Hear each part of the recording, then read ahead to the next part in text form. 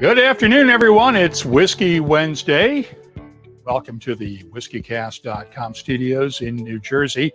I'm Mark Gillespie. Hope you've had a good last few days since we last talked on Friday. Hope you've had a chance to listen to this week's WhiskyCast podcast. We had Chris and Chanel Montana from Nordcraft Spirits talking about the ordeal they've gone through the last few weeks following a fire at their distillery that was set during the protests over police brutality in Minneapolis, the end of Memorial Day weekend, and our May 28th, 29th period, right after Memorial Day weekend. We have a great panel of guests lined up right now, and I think we're going to have a lot of fun with this week's show. It has been an interesting week so far. Let's bring in our guests right now. We have Sandy Hyslop from Chivas Brothers, the director of blending there. Coull from Dingle Distillery in Dingle, Ireland, and Chris Leggat, the managing director of Douglas Laing Co, all joining us now. Gentlemen, how are you doing today? Very good, thank you. So let's start off. What's in your glass, Sandy? What have you got? Yes, not too bad.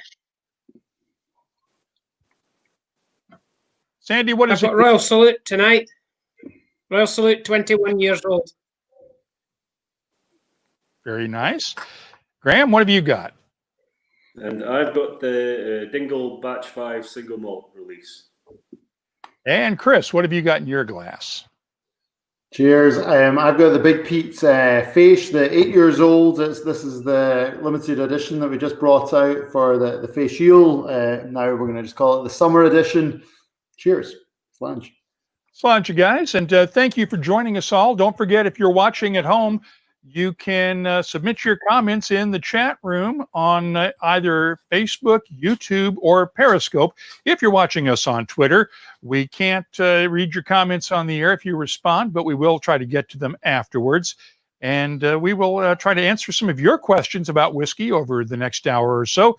Guys, let's talk about what you've all been working on. Sandy, let's start with you. What have you been up to these days? Well, it's interesting times we're in, but I'm certainly getting kept busy. We've been working really hard with Royal Salute with some new expressions. We have the malts blend and the lost blend that we've launched, and we're working on lots of different editions for the Polo Championship that we sponsor with Royal Salute. So there's all different experiments. Regal's really the new Chivas Extra cask range, where we have tequila, rum, some fantastic sherry as well, some great different finishes. Yeah, it's a really exciting time. A lot of different things going on at Chivas Brothers for sure. Chris, what have you got in your glass? I mean, we already talked about what you've got in your glass. What have you been working on? Because we've got a couple of Big Pete expressions that have come out and some other stuff too, right?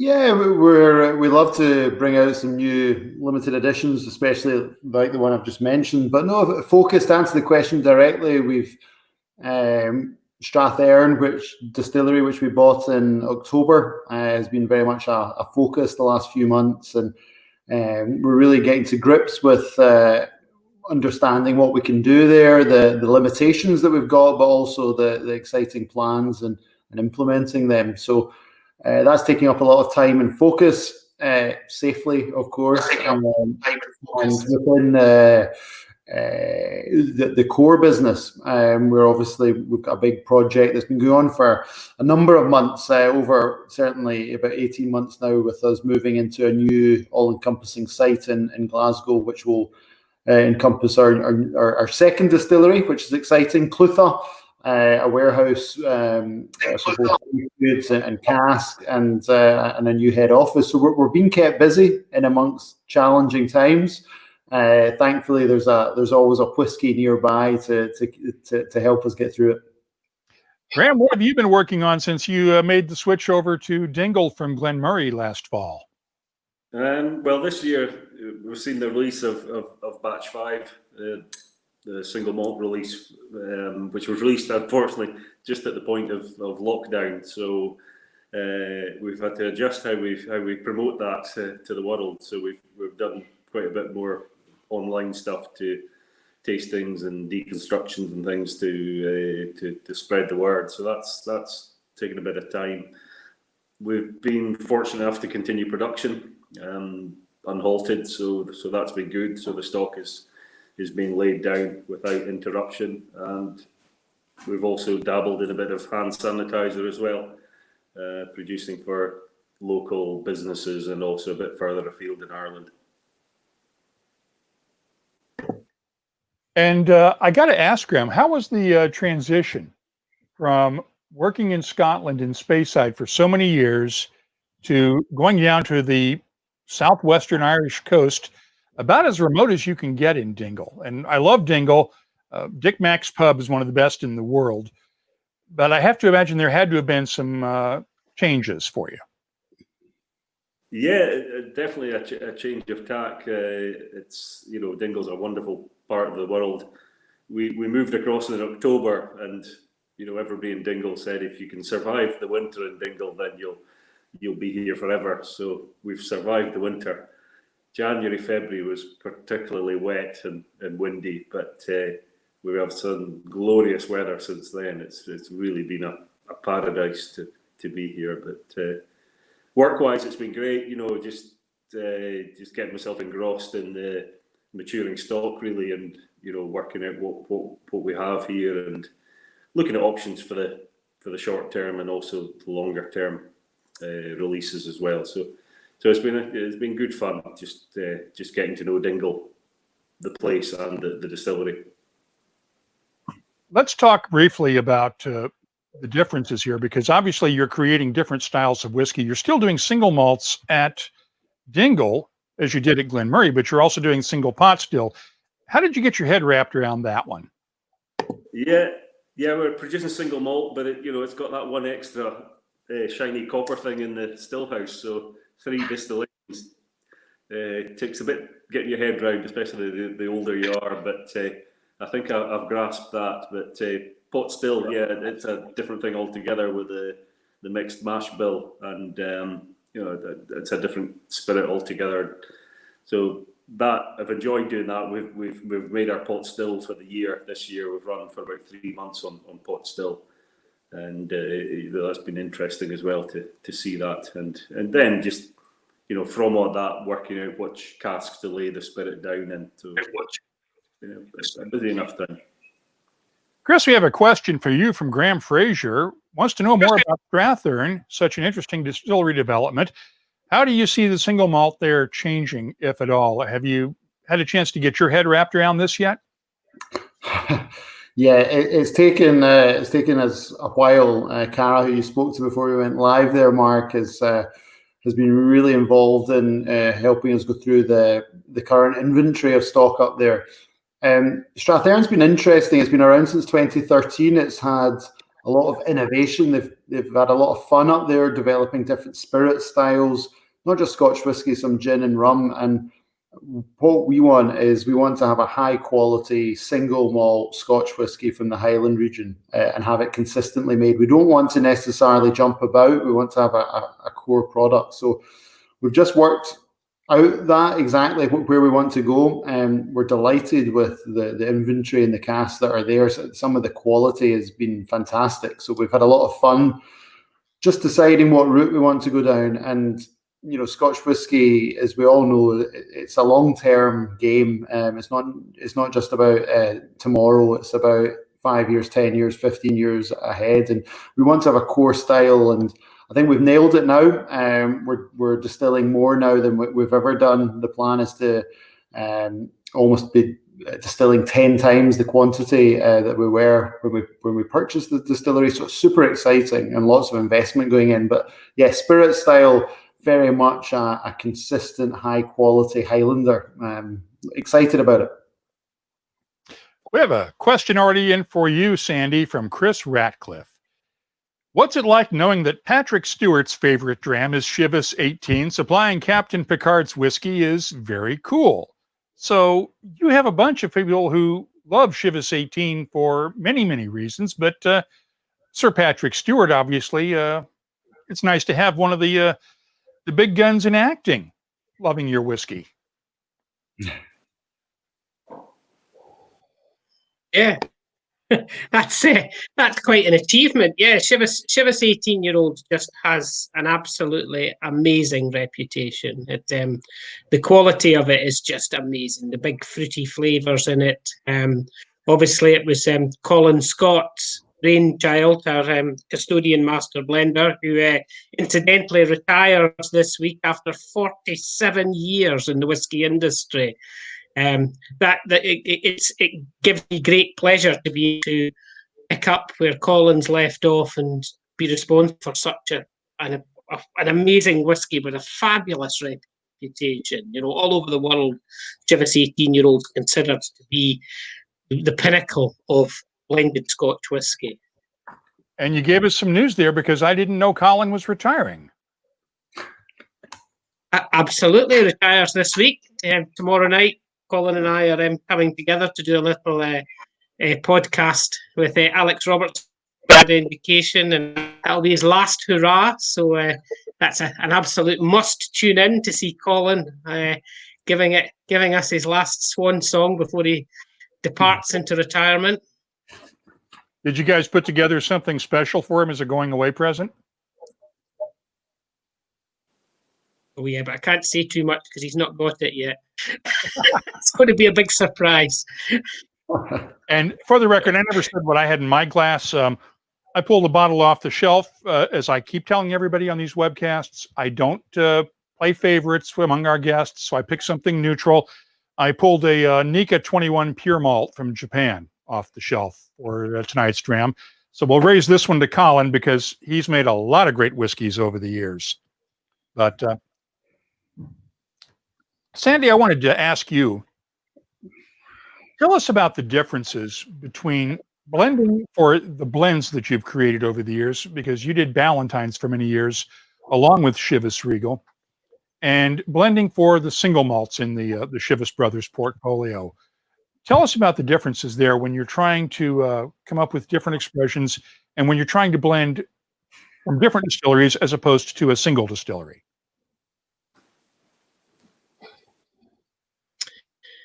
That quite a long answer to that question. As far as blending whiskey or making a single malt whiskey, as a blender with my team, we are working at the both extremities of the whiskey making process. We're working with the new whiskey that's made at the distillery. We're testing that, we're assessing that, we're making sure that it's exactly the standard we're looking for.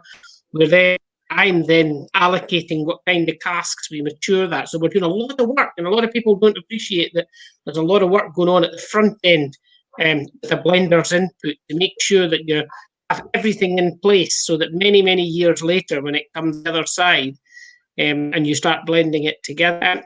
As a blending team at Chivas, we're really hands-on. We're very much a traditional blending room and blending team. We're nosing individual casks, we're formulating blends, we're drawing cask samples and making up what we call pilot blends, which is an exact replica of the whiskey in miniature in the sample room. And there's exactly the same criteria set for single malt as well. Something like Glenlivet 25-year-old or Glenlivet 21-year-old, all the cask samples are brought into the warehouse, set up in the blending room, and we make the blend in miniature, nosing every individual cask. That's it. There's the blending room there. That's the very place where all that happens. So we're very happy with we're making sure that the flavours exactly. Blending team, whether it be single malt or whether it be blend, the biggest part of our job is continuity, is making sure that we can keep those single malts and blended whiskies the same year after year, because there's a lot of consumer whiskey know the whiskies really, really well. And that photo was from 2010 when I visited your lab at Kilmallock. And are you telling me with all the money they've spent on that campus, they didn't give you a bigger room to play with?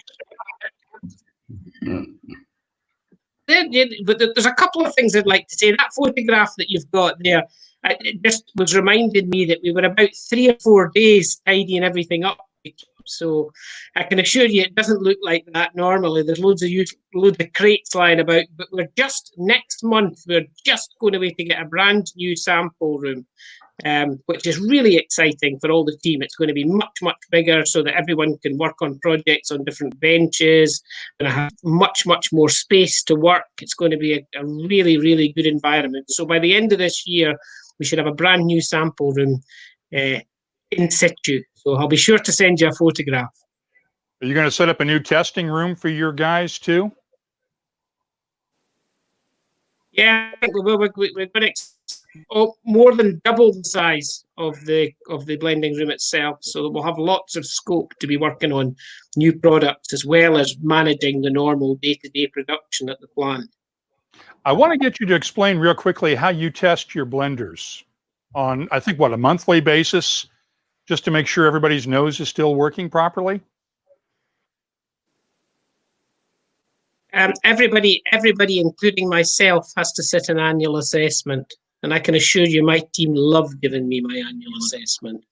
That annual assessment is tailored to the job. It has samples of water that might not be correct. It has samples of whiskey. We're a multi-purpose site, so we're playing different products. So we have to be able to detect if there's whiskey spiked with other things. We need to be able to check for sort of musty notes. If there's anything, on occasion we will not want any smoke coming through or peat coming through in the barley, so we have a barley check as well. So there's lots of different tests that everyone has to do. The younger members of the team, we will give them that test, but we will also be asking them to go ahead of us all the time when we're testing casks. They must be in front of us all the time testing the casks so that they can assess them and give us their opinion on them as they go. It's putting them on the spot, but it's a good and fast way to learn flavours and how to describe and how to identify off-note checking casks. Chris, tell me about the process you guys go through at Douglas Laing for blending the remarkable regional malts. Yeah, so very similar, but I would say maybe less technical. The thought of a new sample room sounds exciting, and actually we're putting one into our new facility in Glasgow that will be open next year. But at the moment, the sign-off on all the blends comes from a family member. It's really driven by Fred Laing and his daughter Cara, and myself. We're the ones that really focus on the products.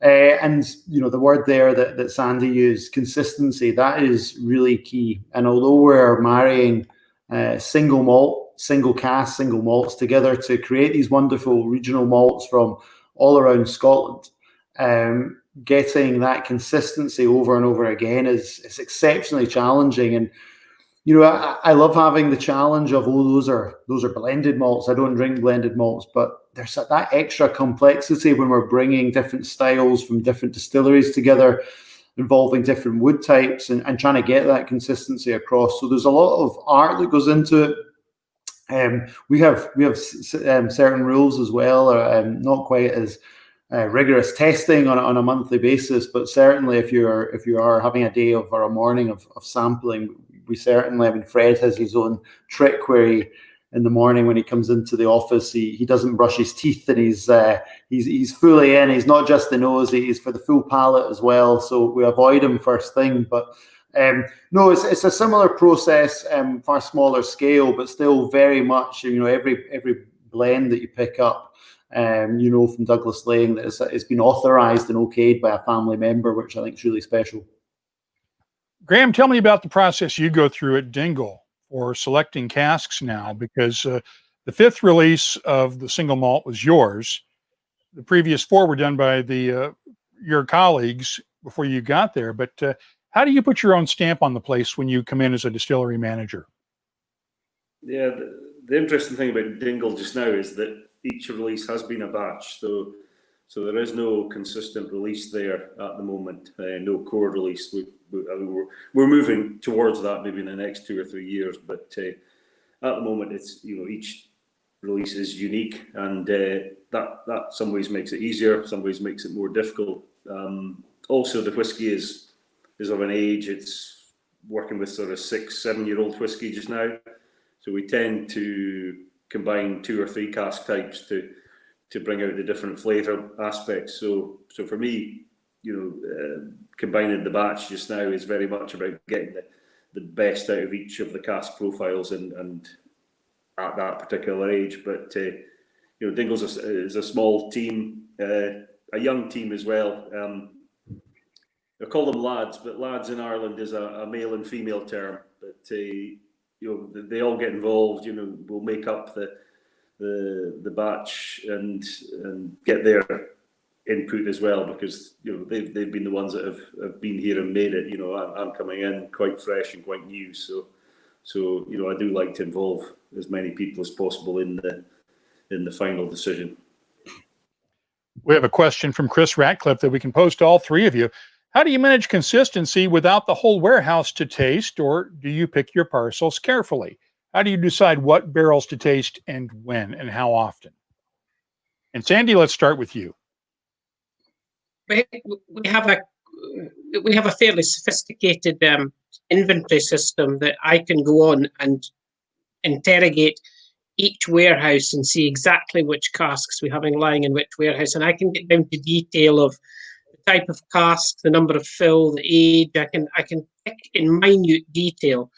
But when I'm sampling for blending or sampling for single malt, we tend to draw more than we need. We'll draw more than we need so that we can pick and choose and fine tune the blend to make sure that we can get exactly the flavour we're looking for. And it's very much a team effort. Everybody's working together in the sample room, and we're really dedicated to doing it. I think I said earlier on, but it's old-fashioned the way we do it, but we're proper old-school blenders that are working on the tools all the time, making sure we can do it all. All my team have worked in warehousing, worked some time in distilling, worked some time in the vatting and the processing and bottling, so they have a good broad knowledge of the whole process, so they know how to manage sampling, blending. It works very well. Chris? Yeah, I think for us, we start with two key things. One is the recipe, and the second thing is looking at the last bottling or vatting instruction, actually to see what made the last batch. Batches for us can only be 2,000-3,000 cases as a maximum. So if we're looking for consistency and continuity, we start there with the core, the secret recipe. We look at the vatting instruction, and then it's over to inventory control, where we are utilizing our systems to allocate the right types of casks at a particular age, particular wood type, and also particular location. That comes into play as well, because we've got casks scattered all across Scotland and in different companies' warehouses, in our own warehouses. So there's all sorts. It's not just the blenders are, and then similar to Sandy, it's into the office and into the sample process, create the blend, and then off with the bottling. We do occasionally get some cheeky questions that come in, and Graham, I think you're probably expecting this one. Jotterface, can we get Graham's candid opinion on the pairing of whiskey with food, specifically oatcakes? And this came up on Twitter yesterday, so let's just go ahead and get this one out of the way. Yeah, Jotterface, unfortunately, he stalks me. I've tried to shake him off, but he keeps coming back. Now, this is a man that thinks that oatcake is a floppy thing that you toast. He hasn't realised that a true oat cake is dry, crumbly, and is best served with a bit of cheese and a whiskey on the side. So unfortunately, it comes from somewhere in England. I think it's and an oat cake down there is just not right. So Faye is in the background. He's from Staffordshire, so he eats Staffordshire oat cakes, and I'll leave it at that. We also have another cheeky one from Gavin for Chris. When is the Big Chris coming out? Hi, Gavin, and thanks, Gavin. We're not going to see the Big Chris in it. The only similarity is the beard. That's about it. He's far too good looking for me to even get close to replicating him. So no time soon. Well, you got to have a Big Fred first before you have a Big Chris, right? Yeah, and I'm glad you said Big Fred and not Big Cara, because then you'd be in trouble. Yeah, you can't call it a Big Carol. We have a serious question from Dave Kuhn. Has the coronavirus effects on the whiskey economy trickled down to the sourcing of parcels for blending? Has getting casks or single malts become more difficult, or is it business as usual? And I'll leave this primarily to Sandy and Chris, because I know you guys do trade casks with blenders and other distilleries. Has it become more difficult with the COVID-19 pandemic to be able to actually sample casks and get casks moved around? As far as stock availability, and as far as being able to get casks out of warehouse and get them in for blending, and be able to tap into the inventory we have, it's not been a big problem for us, because all our stock is being filled as new distillate many years in advance into casks, so it's all there lying in our warehouses. It has been slower to get the casks out because we've had to practice social distancing, we've had to have safe systems of work, and in the sample room in particular, it has really slowed down operations, because only one person can nose a set of glasses at a time. So we're constantly setting up multiples of glasses so that all the team can have a look at things. Our dishwasher is on its knees with samples with glasses going through it at the moment to get it clean. So yeah, it's something that probably people didn't even think about, that we're having to set up 4 sets of everything we do because we're not allowed to share glasses at the moment during this unfortunate times. Chris?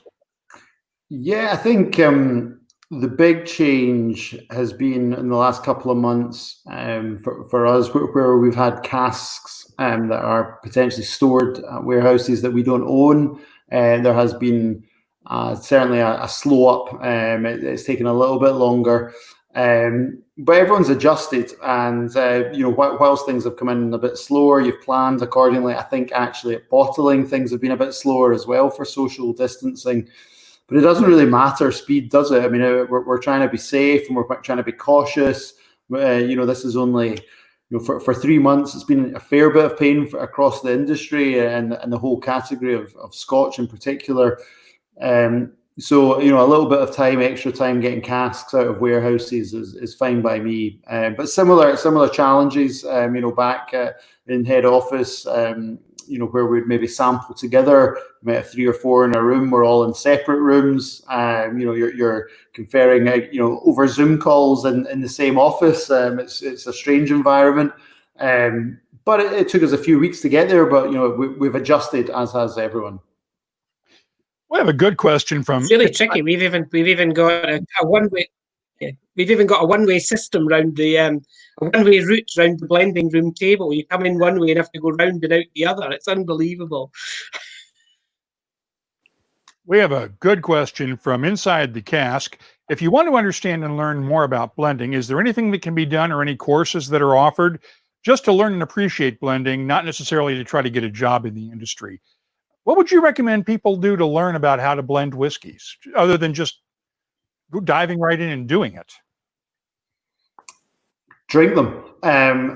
Learn from the masters is what I would say. I was lucky to work with a couple of great blenders over the time, and I'll mention one, Rachel Barry, who was very, very particular in her style, and it's great because one of the things with Scotch whiskies and one of the beauties is whether you're trying whiskey for the first time, or you're a connoisseur, or you're a blender working in a lab all day, what you get from that whiskey might be totally different from what the person beside you gets.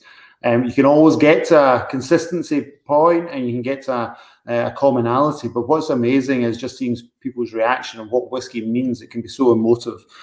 So for me, the best bit of advice is almost what you said, Mark. Dive in, learn from the experts, go on Google, read things, and get some work experience. There's many routes, but it's a job that I think Sandy, Graham, myself, yourself, you get involved and you're in it for life. And we had Chris Ratcliffe points out the Whiskey Lounge does some blending classes, I think, around the UK as well. And Dave Kuhn points out the Edinburgh Whisky Academy offers a tasting of whiskey course if you're able to be there. So we have a question for you, Graham. Is there any difference in the malting of barley and or the handling of the spirit in Ireland versus Scotland? Have you noticed any differences yet? I would say no, not really. You know, the malting process is the same. You know, there are no major differences, I would say. We also have a question for you, Graham, and I'm not sure you can answer this one. We don't see Dingle much in the U.S. yet. Will there be a push, and how much are tariffs an issue? Well, I know the tariffs don't apply because it doesn't apply to whiskeys from the Republic of Ireland, only Northern Ireland. And I know Dingle really only just arrived in the U.S. last fall. So I know that there's some work being done on that front with Hodling and Company, your U.S. importer, to try to make your whiskeys more available. Yeah, Hodling are doing a great job, you know, increasing the awareness of Dingle in the US. The batch sizes early on were very small, and there was only, you know, a certain allocation heading to the US. But now the batch sizes are getting bigger, and obviously the quantity that we can sell in the US is bigger. We're also looking at a pot still release later on this year, which some of that will make its way across for the first time. So yeah, we are working on, you know, increasing the markets across there and making it more available. We have another question for you, Graham, from Greg in Paris. Can we imagine someday a Dingle finished in, for instance, say a 20-year-old Glen Moray PX sherry cask? Well, you never know.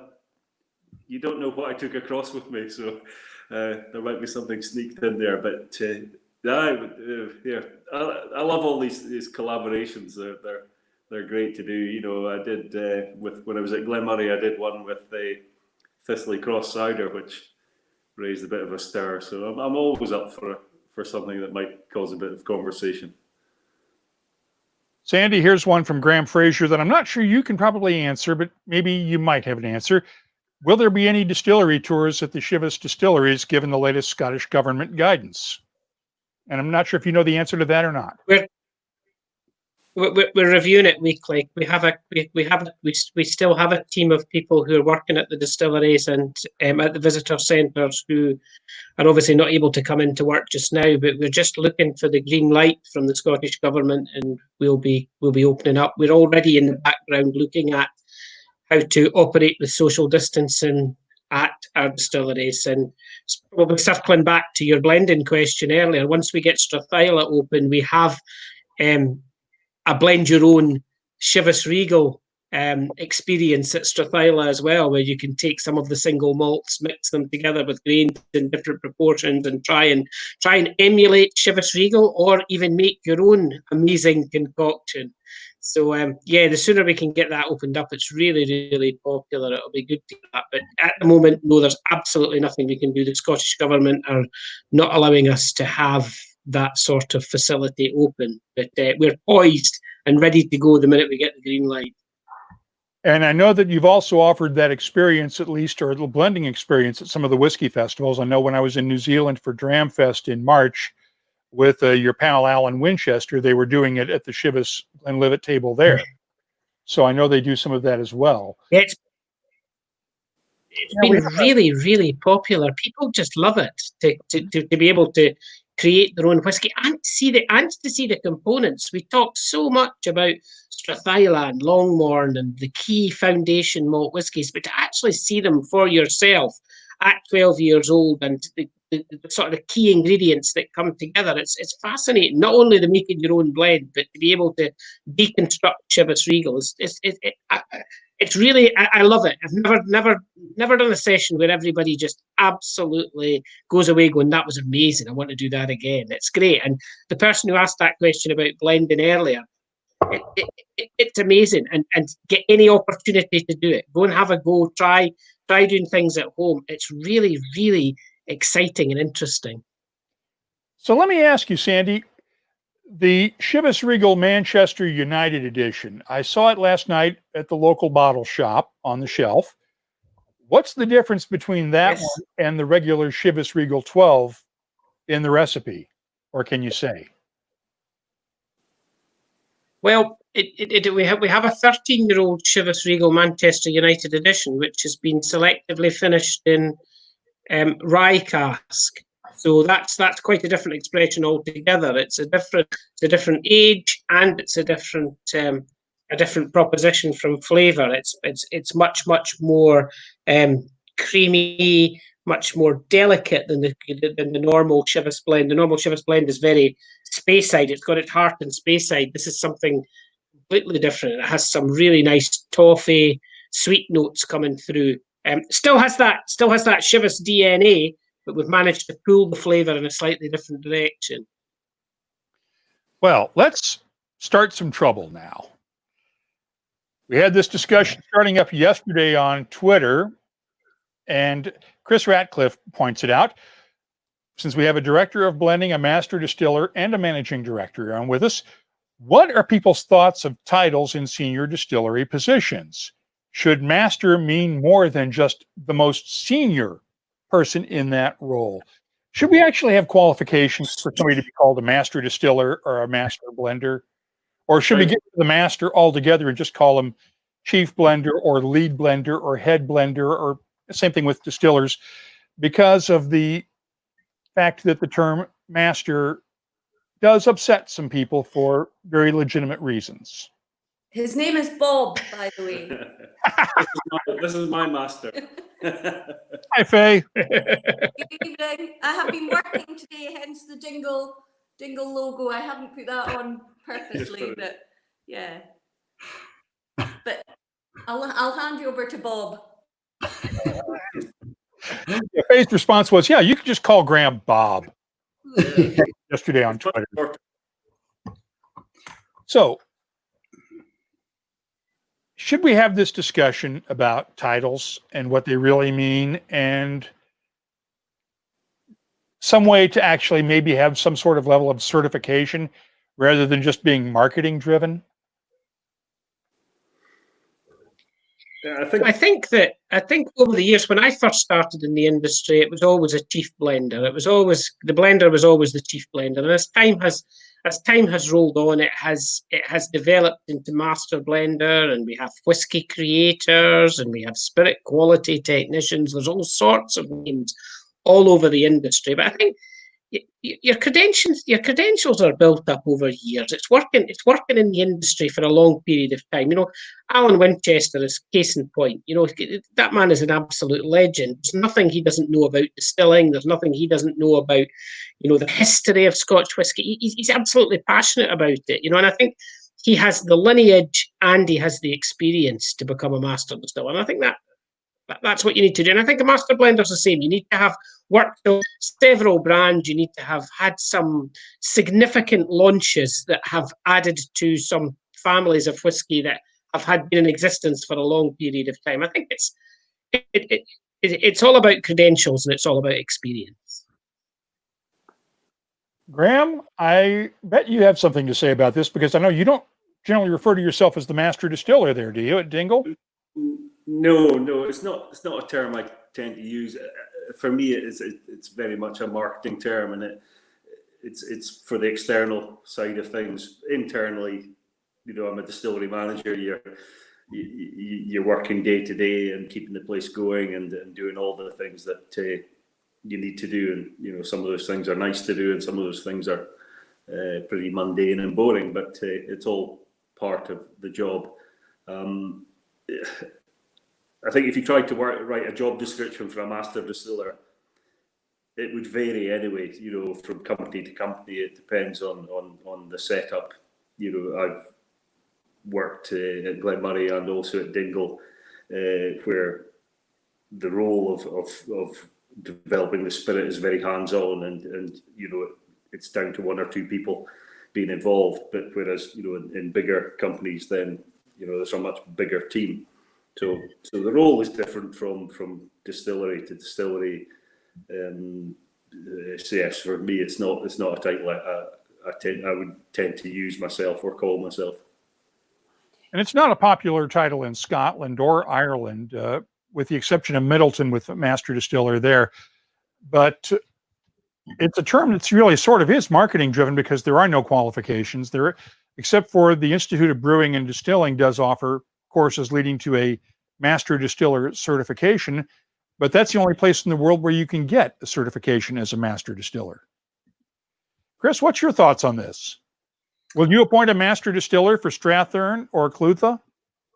Yeah. It's not something we've discussed. I think you can get wrapped up into titles, and I think both Sandy and Bob have highlighted the different routes to go down. I always know that, Fred, it's funny when we get invited to do masterclass tastings, Fred is quite vocal in the office that, what makes a masterclass tasting a masterclass as opposed to just a tasting class or a whiskey tasting class. All of a sudden a brand ambassador, also felt, 3 years ago, everyone was talking about brand ambassadors and what is it, and all you need to do to be a brand ambassador is work in a bar for 20 minutes and you're off and running.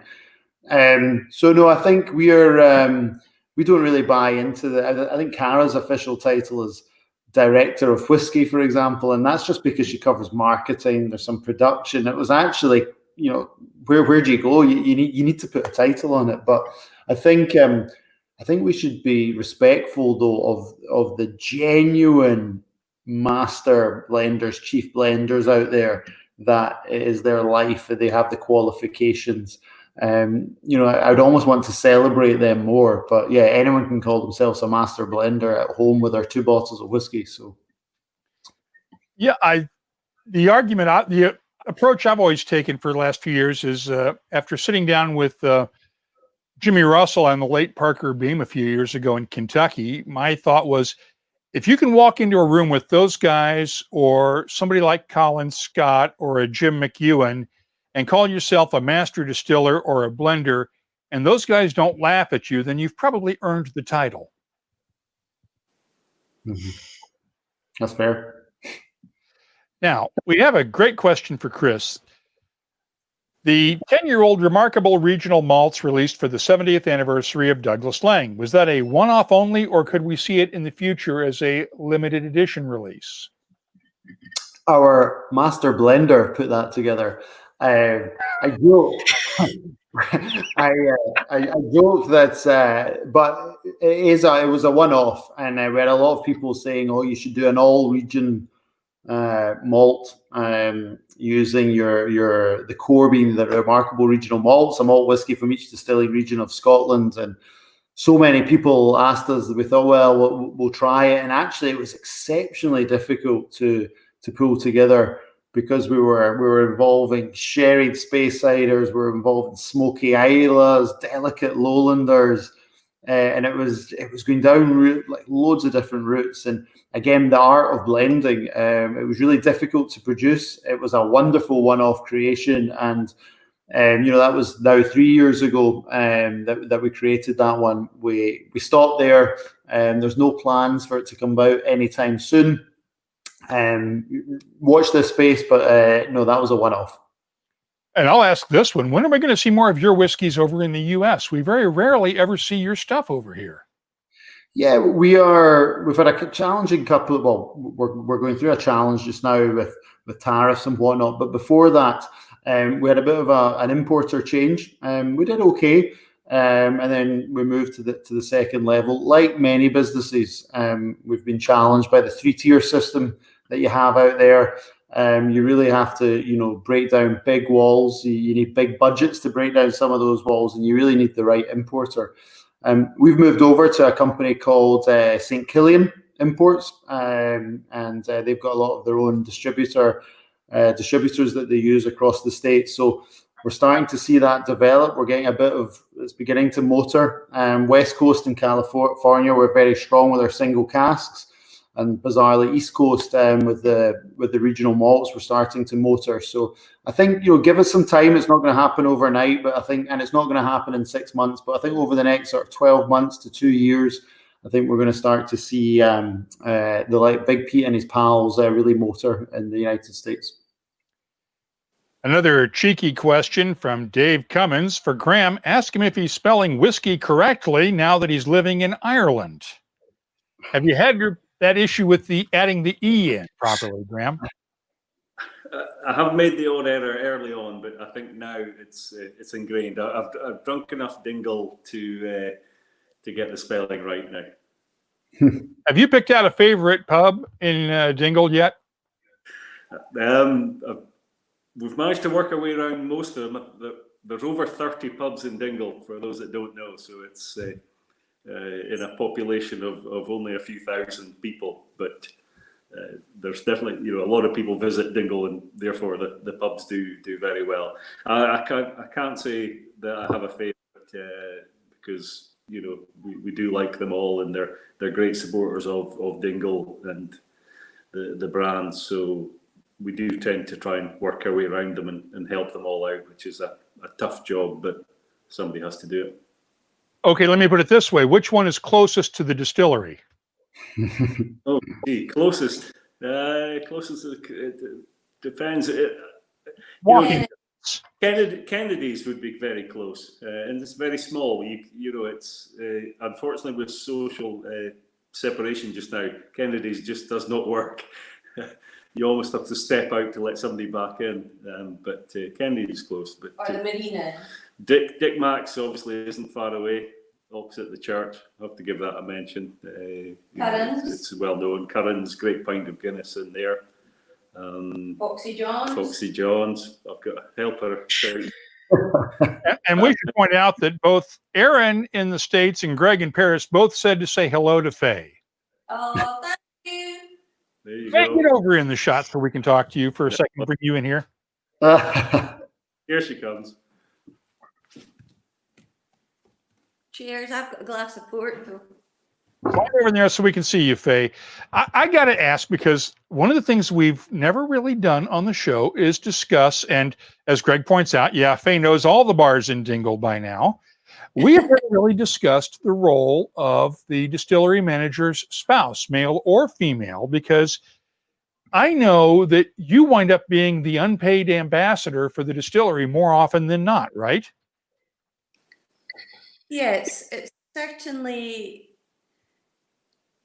it's down to love, and I think being married to somebody who does this kind of job, it's never a switch off. Here we are, late evening, and we're conversing with several people, but we've both been at work since 8 a.m. So you don't switch off, and you do it out of the love for the job, really, don't you? I mean, and it's great to be able to support Graham. I mean, here I have a role at the distillery. At Glen Moray, I had that unpaid role, and it was a great role, but I worked as a nurse there in Elgin as well. So it's very different having your husband as your boss now. And we all know that's not true.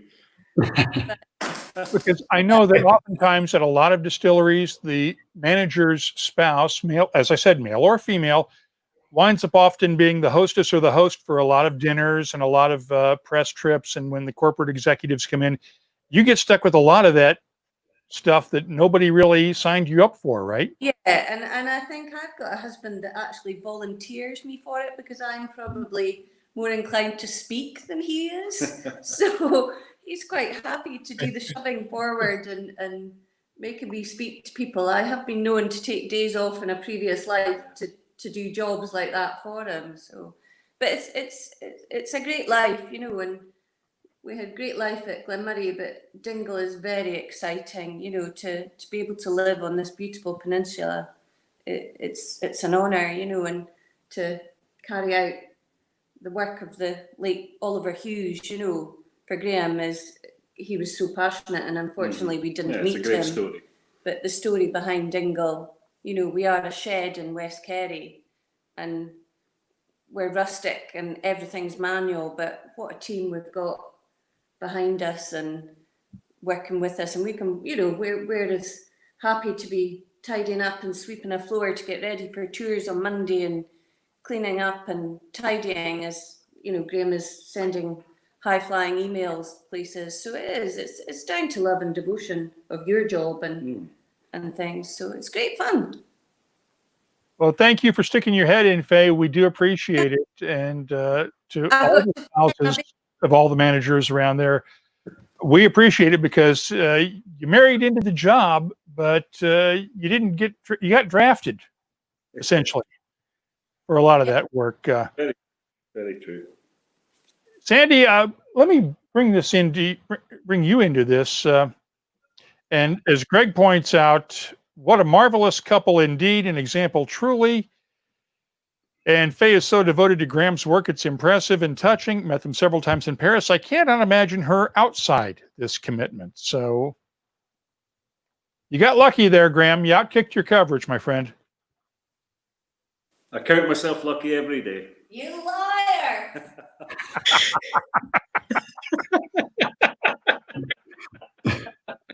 Chris, let's bring you in because as we have pointed out, you sort of married into the family in Douglas Laing.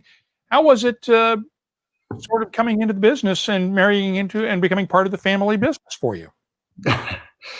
It's I suppose the story starts with I was lucky as well because my father was in the whiskey industry. He worked for Highland Distillers and a company called Laing Brothers. So I grew up at school listening to stories of distributors coming over, and I would just probably not say anything as maybe came across as an obnoxious school kid, but I was fascinated by these stories from foreigners coming over to talk about Scotch whiskey. And actually, one of my favorite things was when the office alarm went off during the week, during a school day. And at 3 a.m, I got to get up out of my bed and go in the car with my dad to go and see what had happened. But so I was sort of aware of whiskey and family. And I met Cara at Morrison Bowmore. I was in the sort of sales and commercial side, the hardworking side, and Cara was in the fluffy marketing side. So we clashed massively. We just didn't get on. And it depends what way you want to go. The truth is, Cara was chasing me around the office, and she'll tell you that I was chasing her around the office. But we met actually at Morrison Bowmore, and as I say, at first it wasn't true love, but we both joined Douglas Laing at 6 months apart. Cara joined our dad, and after, I think about the 100th email to my Hotmail account of Fred and Cara looking for commercial support or advice, Cara actually said, "Listen, can you come over and help us for a few months?" And I did that. I went over and helped them for a few months 7 years ago, and I'm still there. So no, it's a challenge, but at the same time, I don't recommend anyone works with their father-in-law and their wife. That can be fraught, and you have to everyone has to manage that. It can get very emotional. It used to. We're far better now, and no, it's great fun, and you're all working towards a common goal, and even better now that we've got 2 kids here, so it's about the 4th generation. So we're all a team. So it's good that way, but it's definitely Fred and Cara are both very creative. So they can have quite creative sparks and clashes at the same time. They can gel very well, and so I can find myself quite often in between. And then I have to obviously pick the battles. You either choose the father-in-law, or you choose the wife. So of course I always choose the wife. Yeah, smart move there, Chris. Yeah. Andy, it must be nice to work for a big company or a big corporate level where you don't have to deal with all this family stuff, right? That would be nice.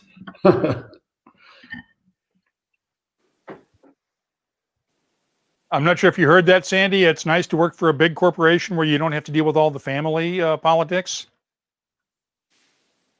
Well, that's very true. The long-suffering Mrs. Hyslop has to deal with all sorts of whiskey shenanigans with me because obviously I love being responsible for some amazing brands, but I'm also a bit of a hoarder too. So I'm always bringing all sorts of old whiskey artifacts home that I've picked up at auctions and on my travels, and I'm on like a final written warning now for bringing all sorts of miscellaneous rubbish back to the house. I've got to keep it in the garage now, or I've got a strict 1 in, 1 out policy if it comes into the house now. But yeah, I love working in whiskey, but I also love love the history of it. I love all the older. Myself and Alan Winchester are just a complete nightmare when we get in a room talking about what we've picked up recently and what we've got, what books we've picked up, what old artifacts, hydrometers, old whiskey's amazing. It has such a lovely and fantastic history that there's so much old advertising out there, and the history of the brands is just fascinating. So, yeah, my wife has to put up with a lot of disruption from whiskey, not only from my work but from my hoarding as well. Okay, what's the one thing you brought home that she looked at and said, that is not coming in this house? Yeah, I bought a couple of years ago. I bought an old copper racking pump, which is just like an old racking. You set it in the cask, and it's got like a manual handle that you pump up and down, and it brings the sample out. But it was really dirty, and it was really bashed, and she was really unhappy when I brought that home. So it's actually ended up in my office at work now. It's a real conversation people play when people come into my office, and I'm like, "What earth is that you've got in the corner of the room?" Yeah, I know. I think I get this point. Is I get told we don't have any more room for any more whiskey in this house, but yeah, we find room for it somewhere. Sometimes I sneak it in under cover of darkness. And Travis Adams says, whiskey hoarder is my new goal in life. That's an admirable goal, Travis. Graham, what's the most unusual thing you've brought home as a collectible or as a something or other? Well, this week it's been a chimenea. Well, yeah, I bought a chimenea this week. I was trying to find a chimenea that was plain and looked in keeping with, but this one's got grapes on the side of it. I didn't quite look at the photo enough, so unfortunately. So Graham, have you tried burning bungs in it yet? Have you tried putting old bungs in it? The bungs are just amazing for burning in a chimenea. I haven't, but we used to have a wood-burning stove at Glen Moray, and we went through about 3 of them, because I would burn staves and bungs and everything, fill it to the gunnels, and of course oaks burns very, very hot. Well, you find that out once your wood-burning stove's cracked. So yeah, I went through a couple of them, but yeah, lovely to burn, lovely to watch. I once actually threw. Had little dregs of whiskey in a glass, and I thought, what would it be like to throw that onto the wood burner? But I can't advise not to do that. It was. I've still got my eyebrows. That's all I can say. I'm just waiting for Faye to chime in from the side again on this. No, this is quiet. Sandy, we have a question for you. He still has to open from Greg. He still has to open his bottle of the Century of Malts bottle. Alas, he got it without the box and booklet. What should he know about that Century of Malts that wasn't written on the label? That was the one you did for, I think, the 100th anniversary or something like that. Or the explain this bottle. That's right. That's probably done in about 2000, where we brought together an amazing selection of different whiskies from all over Scotland to make the Century. There's over 100 malts and grains in it, and if he drops me an email, I'm sure I have some of these booklets hoarded away in my office somewhere. If he drops me an email, I'll send him one of the books so that he can read the story about all the different, because the booklet has a little story about every single one of the malts and grains in the blends. So yeah. If he checks me out on social media, I'll send it to him. I'll tell you what, Greg, you've got my email address because you've been on the show before. You email me and I'll forward it to Sandy so he can send it to you directly, okay? So we'll solve that little problem right there. Guys, we have done an hour, and I want to thank all 3 of you because I know it's late over there, and I want to thank Faye as well, all 4 of you, because it is late over there, and I really appreciate your time. Thank you for doing this. It has been fun. And you're all welcome back anytime you'd like to come on the show on the webcasts. Thank you again for doing this. Let me say a few closing words here. I hope you will watch our show on Friday. We will have our regular Writers Roundtable. Lou Bryson will join us, and we'll have some other surprises for you, too. That is shorthand for we're still booking guests for the Friday Roundtable.